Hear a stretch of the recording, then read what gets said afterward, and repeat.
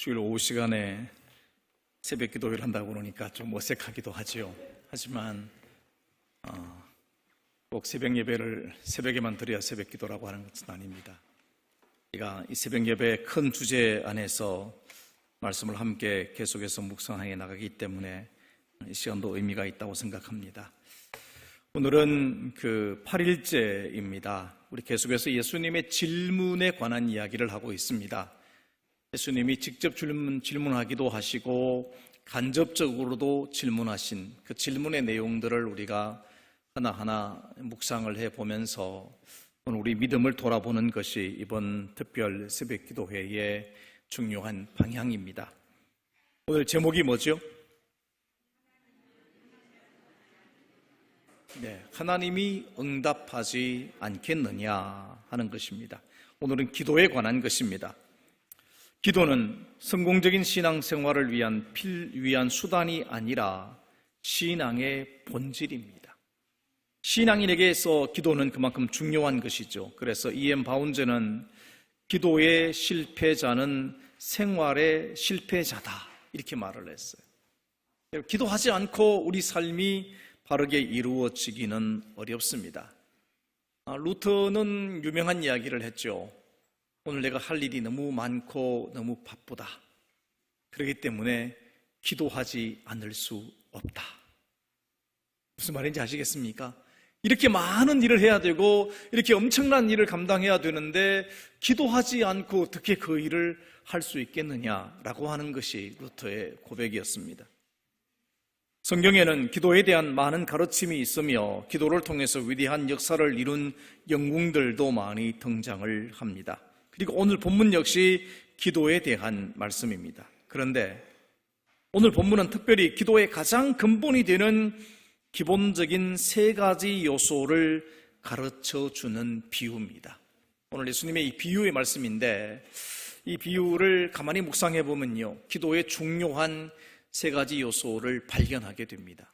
첫 번째는 뭐냐면 기도의 대상이 누구인지를 분명히 알게 돼요. 오늘 본문에 보면 비교를 해놨습니다. 불의한 재판관과 공의로운 하나님을 비교해 놓았어요. 오늘 비유의 말씀을 통해서 우리가 발견할 수 있는 첫 번째 요소는 기도의 대상입니다. 본문 말씀 2절에 재판장에 대한 언급을 하는데 뭐라고 합니까? 같이 한번 읽어볼까요? 이르시되 어떤 도시에 하나님을 두려워하지 않고 사람을 무시하는 한 재판장이 있는데, 이 재판장은 비유에 등장하는 한 여인의 간절한 호소를 판결해 주어야 할 사람인데, 그런데 이 사람은 이 재판장에 대한 성경의 평가는 참으로 가혹합니다. 사람을 무시할 뿐 아니라 하나님도 두려워하지 않는 재판관을 비유의 핵심 인물로 등장시켜 놓고 있습니다. 상상이 여러분 되시죠? 그렇죠? 다른 사람들, 우리 이런 분들을 뭐라고 그럽니까? 다른 사람들을 아나무인으로 생각하는 사람이다. 눈알에 사람이 없는 거예요. 아무도 그릴 게 없는 것처럼 자기 주장만 해대는 그런 재판관입니다. 게다가 당시의 재판관은요, 일상생활에 있어서는 최고의 권력을 가진 사람입니다. 그러니까 자신의 어떤 그런 권력까지도 마음대로 움직이는 그런 사람이죠. 자, 그런데 성경의 역대하 19장 6절을 보면 올바른 재판관의 기본 자세에 대한 말씀을 이미 해놓고 있습니다. 같이 읽어봅니다. 재판관들에게 이르되 너희가 재판하는 것이 사람을 위하여 할 것인지 여호와를 위하여 할 것인지를 잘 살피라. 너희가 재판할 때에 여호와께서 너희와 함께 하심이니라. 아멘. 참 중요한 말씀입니다. 그죠? 사람을 위해서 재판할 건지 하나님 앞에서 재판할 것인지 이거 분명히 해라, 이렇게 말씀을 하고 있습니다. 재판관은 기본적으로 하나님이 함께 하심을 인정해야 됩니다. 그런데 성경은 이 비유에 등장하는 재판관을 사람과 하나님까지 무시하는, 즉 기본적인 자질조차 갖추지 못한 사람으로 평가를 하고 있습니다. 그럼에도 불구하고 재판관은 한 여인의 간절한 청을 들어주기로 결심을 하게 됩니다. 그 이유가 뭔가? 말씀을 읽어봅니다. 그가 얼마 동안 듣지 아니하다가 후에 속으로 생각하되 내가 하나님을 두려워하지 않고 사람을 무시하나 이 과부가 나를 번거롭게 하니 내가 그 원한을 풀어주리라. 그렇지 않으면 늘 와서 나를 괴롭게 하리라 하였느니라. 아멘. 그러니까 지금 이 과부는 이 재판관에게 어떻게 매일 찾아가냐? 가능합니다. 여러분 상황, 우리 지금 법원하고 생각하시면 안 돼요. 지금은 법정에 들어가려면 미리 신청해야 되고 변호사도 있어야 되고 다 절차가 있잖아요. 근데 이 예수님 당시에 재판관이 앉아있는 자리가 어딘지 아십니까? 성문이에요. 성문에 그냥 앉아있는 거예요. 성문의 한 귀퉁이에 그냥 재판관이 딱 앉아있습니다. 그러니까 누구든지 와서 재판을 요청할 수 있는, 그러니까 어찌 보면 지금보다 훨씬 더 나은 조건인지도 모르겠습니다. 지금은 재판을 받으려면 뭐 보통 일이 아닙니다. 그죠? 근데 이 과부가 매일 찾아오는 거예요. 매일 재판관 앞에 엎드려서 자기의 원한을 풀어달라고 하니 이 재판관이 결국은 두 손을 들었다. 그런 이야기가 되는 것이거든요. 밑에 보십시다. 하나님도 사람도 무시하고 두려워하지 않지만, 다시 말씀드리면 재판관은 이 여인의 청을 얼마든지 무시할 수 있지만 귀찮게 하기 때문에 그녀의 간청을 들어주겠다는 것입니다. 참으로 불의한 재판관에 걸맞은 그런 발상이 아닐 수 없습니다.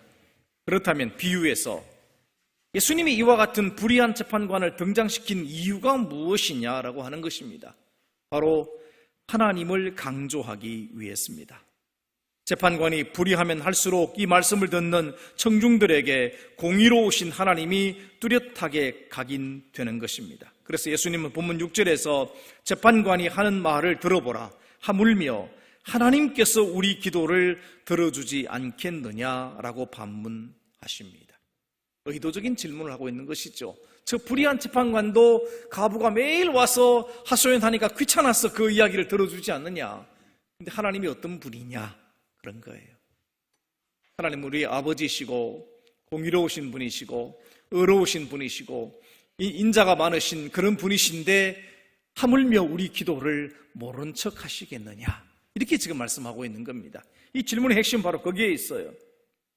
오늘 비유에서 여인의 기도의 대상은 불의한 재판관이었다면 우리의 기도의 대상은 누구라고요? 하나님이십니다. 하나님이 어떤 분입니까? 그 몇 가지만 제가 적어놨습니다. 첫째로 하나님은 어떤 분이라고요? 공의로운 분입니다. 말씀을 읽어봅니다. 의와 공의가 주의 보좌의 기초라. 인자함과 진실함이 주 앞에 있나이다. 의와 공의가 주님의 보좌의 기초라니까요. 하나님의 본질적인 모습이라고 하는 것입니다. 두 번째, 하나님은 어떤 분이라고요? 사랑하는 분입니다. 말씀을 읽어봅니다. 사랑하지 아니하는 자는 하나님을 알지 못하나니 이는 하나님은 사랑이심이니라. 하나님이 우리를 사랑하시는 사랑을 우리가 알고 믿었노니 하나님은 사랑이시라. 사랑 안에 거하는 자는 하나님 안에 거하고 하나님도 그의 안에 거하시느니라. 아멘. 그래서 우리는 하나님을 고백할 때 하나님의 양손에 뭐가 있을까라고 하면요, 한 손에 뭐가 있다고요? 뭐든지 좋습니다. 뭐라고요? 공의. 한 손에는 사랑. 그래서 지금 하나님은 공의로우신 분이고 사랑이 많으신 분이시다. 하나님은 이 두 가지 기초 위에 하나님의 뜻을 펼치시는 분이시거든요. 그러니까 하나님은 우리의 기도에도 응답해 주시는 분이다. 예수님의 결론은 그것입니다. 말씀을 읽습니다. 구하라 그리하면 너희에게 주실 것이요, 찾으라 그리하면 찾아낼 것이요, 문을 두드리라 그리하면 너희에게 열릴 것이니. 아멘. 사람을 무시하고 하나님도 안중에 없었던 불의한 재판관이지만 여인이 간절히 그리고 지속적으로 간청했을 때 그 요청을 들어주었습니다. 하지만 우리의 기도의 대상은 공의로우신 하나님이십니다. 사랑의 하나님입니다. 우리 기도를 들어주시기 원하시는 분이십니다. 여러분, 오늘 우리의 기도 대상이 하나님이라는 사실에 힘과 용기를 얻으시기 바랍니다. 이것이 우리의 희망입니다. 하나님이 우리 기도의 대상이라는 것이 우리에게는 힘이고 능력이 되는 것입니다. 이 사실이 우리가 인생을 살아가는데 커다란 힘이 되기를 바랍니다. 왜냐하면 하나님은 누구의 기도이든 들어주시는 분이시기 때문입니다. 아멘. 두 번째로 오늘 본문에서 지금 이야기하고 있는 거 보시면요, 사회적 약자인 과부와 그리고 하나님의 자녀인 기도하는 사람을 지금 대조시켜 놓고 있습니다. 두 번째로 예수님의 비유에 등장하는 인물은 혼자 된 여인입니다. 당시 혼자 된 여인은 대표적인 사회 약자로 취급되었습니다. 그리고 현실적으로 약자였습니다. 그래서 성경은 그들의 권리를 보호하고 피해를 막으며 구제하고 돕기 위해서 여러 가지 법을 만들어 놓았습니다.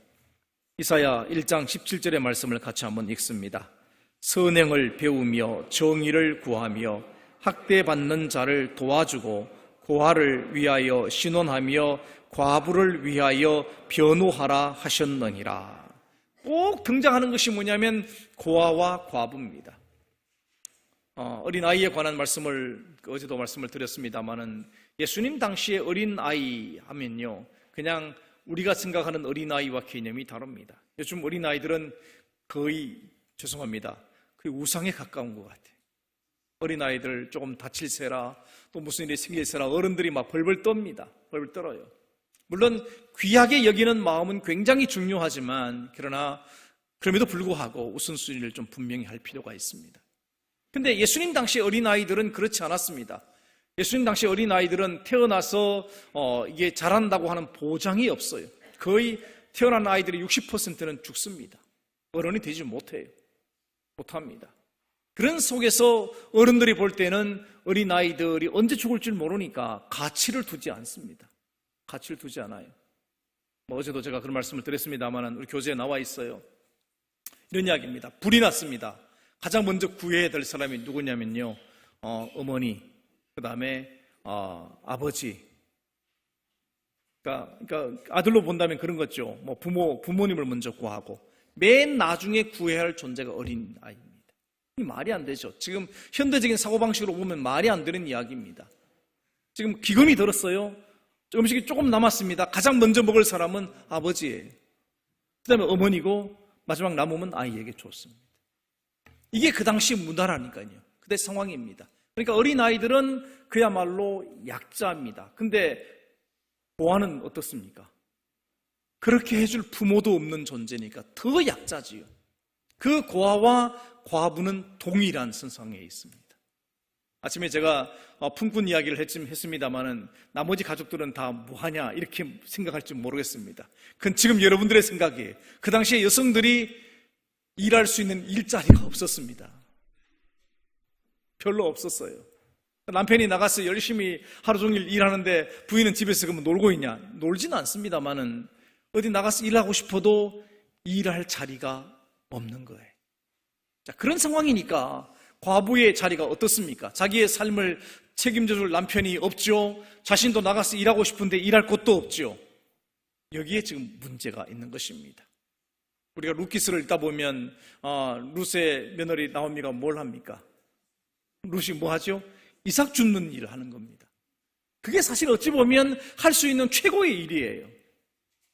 그냥 이삭 줍는 일이 최고의 일이 될 만큼 여성들에게 일할 기회가 주어지지 않았다는 것을 생각하면서 이 말씀을 보셔야 돼요. 그러면 과부의 자리가 어떤 자리인지 느낌이 지금 올 겁니다. 자, 또 한 번 더 보겠습니다. 이사야 10장 2절의 말씀을 같이 읽습니다. 가난한 자를 불공평하게 판결하여 가난한 내 백성의 권리를 박탈하며 과부에게 토색하고 고아의 것을 약탈하는 자는 화 있을진저. 그래서 이 고아와 과부에 대한 이야기를 성경이 굉장히 강조하고 있는 것입니다. 또 보십시다. 예레미야 7장 6절의 말씀을 보면 사회적 약자들을 억압하지 말 것을 명령하고 있습니다. 같이 읽습니다.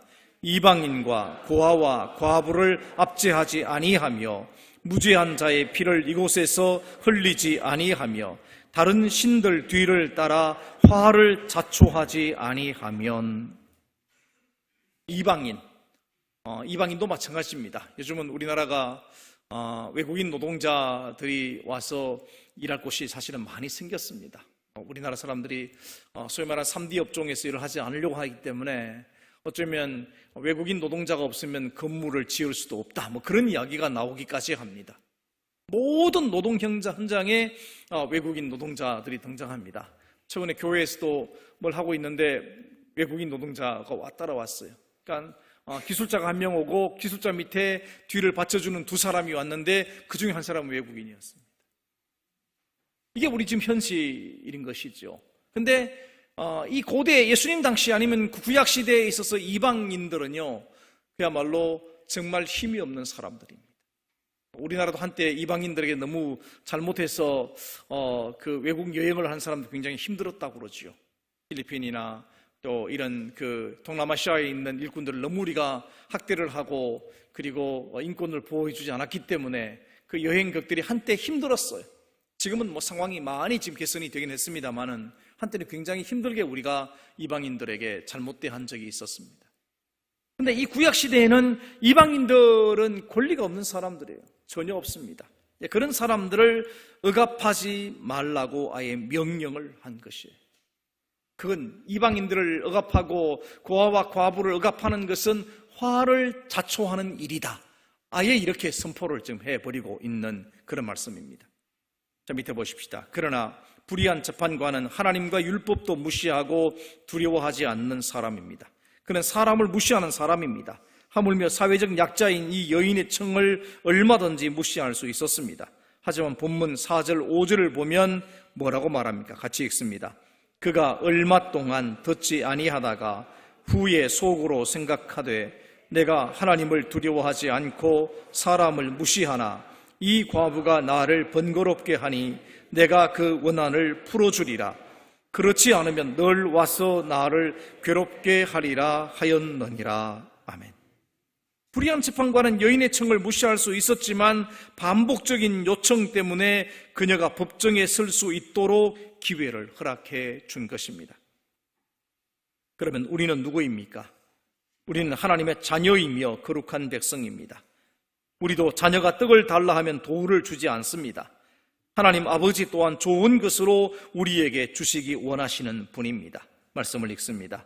너희가 악한 자라도 좋은 것으로 자식에게 줄 알거든 하물며 하늘에 계신 너희 아버지께서 구하는 자에게 좋은 것으로 주시지 않겠느냐. 아멘. 그야말로 하나님의 마음이 어떠한가를 분명하게 지금 선포하시는 그런 말씀입니다. 우리들은 공정하게 기도를 들어주신다는 하나님의 약속을 소유한 사람들입니다. 다시 말씀을 읽습니다. 구하라 그리하면 너희에게 주실 것이요 찾으라 그리하면 찾아낼 것이요 문을 두드리라 그리하면 너희에게 열릴 것이니 구하는 이마다 받을 것이요 찾는 이는 찾아낼 것이요 두드리는 이에게는 열릴 것이니라. 너희 중에 누가 아들이 떡을 달라 하는데 돌을 주며. 그렇죠? 그러므로 하나님 앞에서 그분의 자녀와 백성의 신분으로 때를 따라 돕는 은혜를 얻기 위해서 담대하게 나갈 수 있습니다. 담대하게 기도하시기 바랍니다. 이 신분과 고난이 우리가 하나님 앞에 나아가 기도할 수 있는 권리요 특권입니다. 그래서 기도는 우리 그리스도인의 특권이라고 말하기도 하는 것입니다. 세 번째, 외식하는 기도와 낭망치 않는 기도, 기도의 방법에 관한 이야기를 하고 있는 것입니다. 예수님께서 비유로 말씀하신 특별한 이유가 있습니다. 그것은 항상 기도하고 낙심하지 말아야 하며 믿음으로 기도할 것을 가르치기 위한 것이었습니다. 예수님 당시 유대인들에게 기도는 아주 중요한 신앙생활의 덕목입니다. 새벽에 일어나서 기도로 하루를 시작합니다. 그리고 아침, 점심, 저녁 하루에 3번은 반드시 기도합니다. 하루에 3번은 반드시 기도해요. 하지만 당시의 종교인들 가운데 한 부류인 바리새인들의 기도는 많이 왜곡되어 있었습니다. 예수님께서 그들의 기도에 대하여 여러 차례 지적한 사례들이 성경에 나타납니다. 먼저 그들은 거리에서 사람에게 보이기 위한 기도를 했습니다. 말씀 읽어보십시다. 또 너희는 기도할 때 외식하는 자와 같이 하지 말라. 그들은 사람에게 보이려고 회당과 큰 거리 어귀에 서서 기도하기를 좋아하느니라. 내가 진실로 너희에게 이르노니 그들은 자기 상을 이미 받았느니라. 아멘. 그래서 예수님은 은밀한 곳에서 기도하라고 가르칠 정도였습니다. 말씀을 읽습니다. 너는 기도할 때 내 골방에 들어가 문을 닫고 은밀한 중에 계신 내 아버지께 기도하라. 은밀한 중에 보시는 내 아버지께서 갚으시리라. 아멘. 이렇게 말씀하신 이유가 바로 거기에 있습니다. 너무 외식적으로 기도하니까 주님은 아예 골방에 들어가서 기도해라. 그래도 하나님이 들으시니까 골방에 들어가서 진솔하게 기도하라. 이렇게 말씀하셨어요. 또 그들은 성전에서 자신을 자랑하기 위한 기도를 했습니다. 우리가 잘 아는 그런 이야기죠. 말씀을 읽어봅니다. 바리새인은 서서 따로 기도하여 이르되 하나님이여 나는 다른 사람들 곧 토색, 불의, 간음을 하는 자들과 같지 아니하고 이 세리와도 같지 아니함을 감사하나이다. 여기 바리새인과 세리의 기도에 대한 예수님의 이야기를 보면 이들은 자신을 자랑하기 위한 기도를 했습니다. 또한 그들은 의미 없이 말을 되풀이했습니다. 말씀을 읽습니다. 또 기도할 때 이방인과 같이 중언부언하지 말라. 그들은 말을 많이 하여야 들으실 줄 생각하느니라. 아멘. 이들의 기도는요, 굉장히 같은 말을 반복하는 습관이 있습니다. 그래서 그들은 어디에서 보통 기도했냐면 성전 입구나 이런 사람들이 지나가는 길 모퉁이나 이런 데 서서 기도를 했습니다. 그냥 기도하지 않아요. 기도하는 게 표시가 납니다. 왜냐하면 손을 들고 기도하니까 표시가 나는 거죠. 그러니까 길 모퉁이에 손을 이렇게 들고 있는 사람 보면 저 사람 기도하는 사람이다 하는 게 표시가 나요. 그렇게 기도했다는 것입니다. 예수님은 오늘 비유의 말씀을 통해서 세 가지 가장 기본적이면서도 중요한 기도 방법을 가르쳐 주시고 있습니다. 첫째는 어떻게 하라고요? 항상 기도하는 것입니다. 기도는 때와 장소에 구애받지 않고 항상 하는 것입니다. 모든 기도와 간구를 하되 항상 성령 안에서 기도하고 이를 위하여 깨어 구하기를 항상 힘쓰며 여러 성도를 위하여 구하라 그랬습니다. 항상 기도하라. 그래서 빌리그리암 목사님은 기도는 아침에 열쇠요 저녁에 자물쇠다. 그렇죠? 하루를 여는 것이 기도고 하루를 닫는 것도 기도다. 여러분 적어도 다른 시간에 기도하지 못한다면 여러분 잠자리에서 깨시면 기도하십시오. 밤에 주무시기 전에 조용한 시간에 짧은 시간이지만 기도하십시오. 그래야 하루를 열고 하루를 주님 안에서 닫을 수가 있게 됩니다. 두 번째 뭐라고 그랬습니까? 낭망치 말고 기도해야 된다고 그랬죠. 낭망치 말고라는 헬라어로 에카케오라는 말인데 약하게 되는 것, 찰기를 잃는 것입니다. 그러니까 이 낙심한다는 게 뭐냐면 여러분 찹쌀을 사람들이 다 비싸게 싸고 또 좋아하잖아요. 근데 찰기를 다 잃어버리면 그건 찹쌀이 될 수 없는 것입니다. 마찬가지로 낭망한다는 것은 그와 같다는 거예요. 약하게 되고 찰기를 잃어버리는 것과 같다. 그런 거예요. 하지만 우리의 기도를 들으시는 분은 불의한 재판관이 아니라 하나님이라는 사실을 여러분 기억하시기 바랍니다. 우리가 하나님의 자녀요 백성이라는 사실을 기억하십시오. 하나님의 약속을 기억하시기 바랍니다. 오늘 예수님의 비유로 말씀하신 가장 중요한 목적 가운데 하나가 바로 이 점입니다. 그래서 톰슨은 이렇게 말합니다. 기도는 신자의 유일한 무기이다. 예수 믿는 사람들의 힘이 어디서 나면 기도에서 나와요. 예수님도 그러셨어요. 제자들이 물었잖아요. 왜 우리는 이 병든 아이를 못 고쳤습니까? 그때 예수님 대답이 뭡니까? 기도 외에는 이런 일을 행할 수가 없느니라. 이게 주님의 대답이에요. 세 번째는 어떻게 기도하라고요? 믿음으로 기도해야 됩니다. 낭망하지 않고 항상 끈질기게 기도하는 것은 믿음이 있어야 가능합니다. 이 과부가 사실은 다른 길이 없기도 했겠지만 그렇게 끈질기게 하면 저 재판관의 생각도 바뀔 거라고 생각하고 계속 간 거죠. 계속 갔어요. 하나님에 대한 믿음, 하나님의 자녀라는 사실에 대한 믿음, 그리고 우리의 기도를 들어주신다는 약속에 대한 믿음이 우리에게 있어져야 됩니다. 여러분, 오늘 우리는 이 땅을 살아가는 동안에 오늘 이 말씀들을 잘 기억해 보시면 좋겠습니다. 여러분, 우리 기도를 들으시는 그분이 누구신가? 그분은 의로우신 분이시고 사랑이 많으신 분이시고 우리의 기도를 들어주시려고 준비해 두고 계신 분이시다. 두 번째는 우리 자신이 누군가를 알아야 됩니다. 기도하는 우리 자신은요, 이 가난한 과부의 모습이 아닙니다. 우리는 당당하게 하나님의 자녀된 사람이에요. 하나님 앞에 기도할 수 있도록 그 고난을, 특권을 받은 사람들입니다. 우리 자신이 누군가를 알아야 되고, 세 번째는요, 우리가 어떻게 기도할 것인가. 오늘 말씀대로 항상 기도하라, 낭망하지 말고 기도하라, 믿음으로 기도하라 그랬습니다. 이렇게 기도함으로써 오늘 여러분의 믿음의 삶이 하나님 앞에서 힘 있는, 정말 소망 있는 믿음의 삶을 살아가시기를 주님의 이름으로 축원합니다. 우리 찬양하겠습니다. 365장 찬송입니다. 이번 주제 찬송 가운데 하나입니다.